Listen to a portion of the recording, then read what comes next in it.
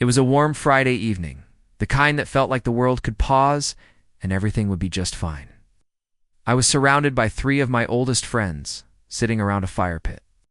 The flames flickering and dancing in the cool night air. The beer was cold, the laughter was genuine, and for the first time in months, there was a strange peace in my chest. But then my phone buzzed. The screen lit up, displaying Tessa, my wife. It felt odd, almost surreal. We'd spoken earlier that day, and nothing seemed off. Maybe it was just a casual check-in. I picked up the call, expecting to hear her voice, as it always sounded warm, familiar. Instead, there was a cold, calculated amusement in her tone. "Don't babe me," she said, her voice flat but dripping, with an unnerving calmness. "I'm calling to let you know that I'm divorcing you, effective immediately. Papers will be filed Monday." I sat there, the words hanging in the air like a weight that wouldn't lift. To my friends, sensing the shift, watched me carefully, waiting for any sign of reaction. But before I could speak, Tessa continued. "And before you ask, Kes, I've sold. The business, the deal's done.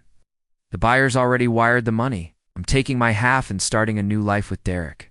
You know Derek, my former business partner, the one I once called my best friend? Laugh then. It was the kind of laugh you hear in the movies, the one that cuts through you like a knife. You should have paid more attention, Michael. You were always too caught up in the numbers and systems.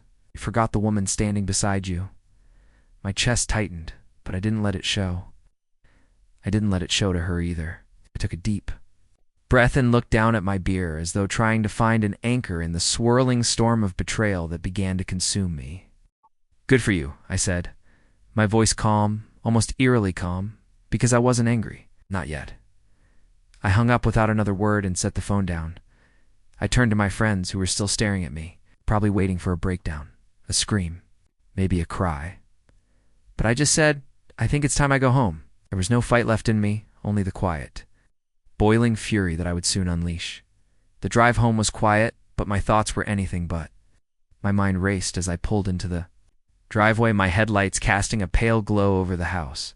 Oh, this house, the one I had built with my own 2 hands.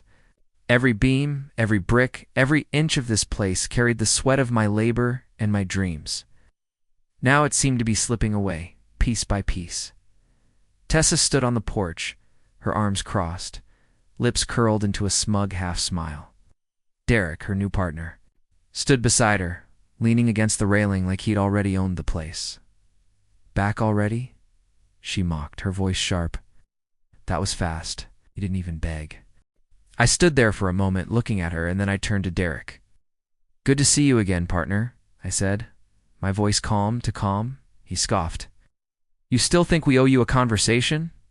"Not really," I replied, unlocking the door. "Just came to collect a few things." Inside, the house looked like it had been looted. My office was stripped, the safe wide open, the joint accounts cleared out. Even my father's watch, the one I kept in the drawer of my study, was gone. In the living room, Tessa stood, arms crossed, her hip cocked like she owned the place. "You're not going to cause a scene, are you?" I shrugged. "Why would I? You sold the business, right?" "Exactly," she said, her voice dripping with fake sweetness. "The papers are clean. Everything's legally binding. I even have Derek's lawyer on retainer." "Don't worry, you'll get your half eventually," Derek added, grinning smugly. "Assuming you don't blow it all crying into your beers." They both laughed. I smiled politely, but inside something was shifting. "Right. One question, though," I said, keeping my tone even. Tessa arched an eyebrow. "What? When exactly did you sign the sale contract?" Her face tightened. 2 days ago. "Why?" I stepped past her into the kitchen, grabbed a bottle of water, and twisted off the cap, letting the silence stretch out between us. "Interesting," said, walking back into the living room.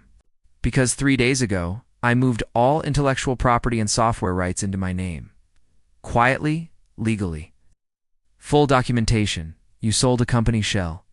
Tessa's face dropped. Derek's smirk faltered. "What are you talking about?" she demanded, her voice rising. I pulled a folded document from my inner coat pocket and laid it gently on the counter. "This right here is a notarized transfer agreement. Our product, The software, the back-end systems, the analytics tool Derek bragged about, they're all mine now.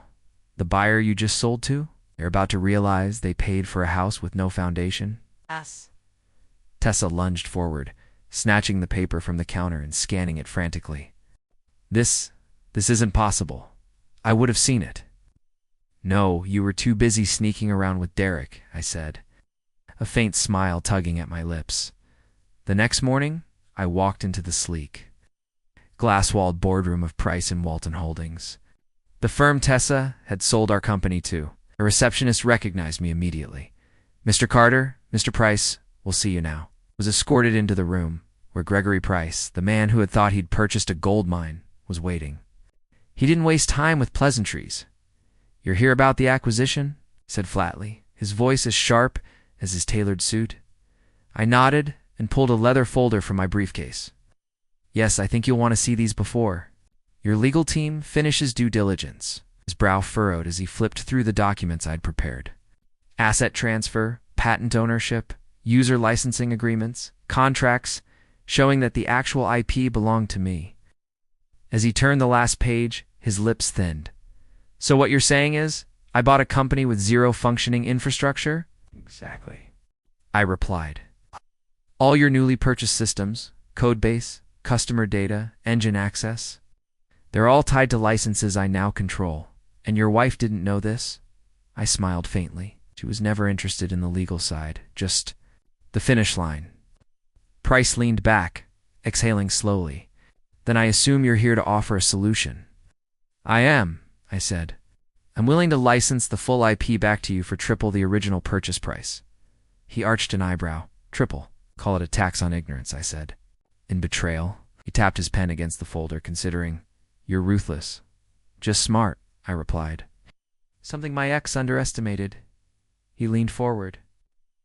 Back at my house, Tessa and Derek were still celebrating what they thought was their victory, sipping mimosas in the sun. That was until Tessa's phone buzzed. The first email was from Gregory Price. "Terminating acquisition. Assets fraudulent. Your actions are under legal review. Expect our lawyers to contact you shortly." The second was from the IRS. "Your accounts are frozen pending investigation of suspicious business transfer." Activity. Tessa's phone slipped from her hand. No, she muttered, her voice a mixture of disbelief and panic.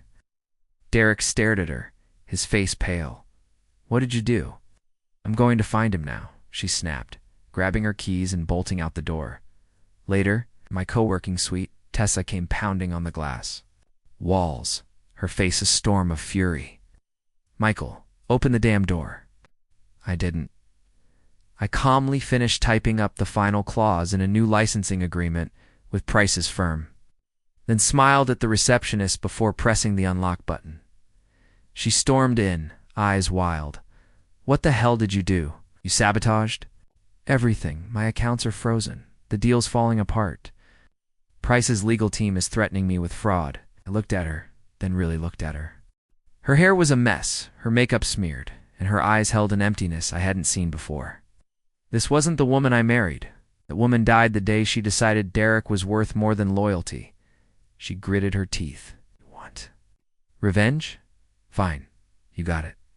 But give me back something half the deal. A share of the company. Anything." I walked over to the filing cabinet and pulled out a sealed envelope, handing it to her. "Here, this is what you're entitled to." She tore it open, desperate, but inside was just a copy of the prenup, the one she'd signed 5 years ago.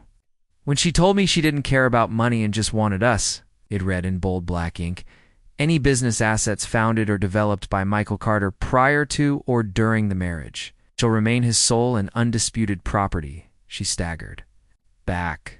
This wasn't in the version I saw. "That's because Derek had the final draft."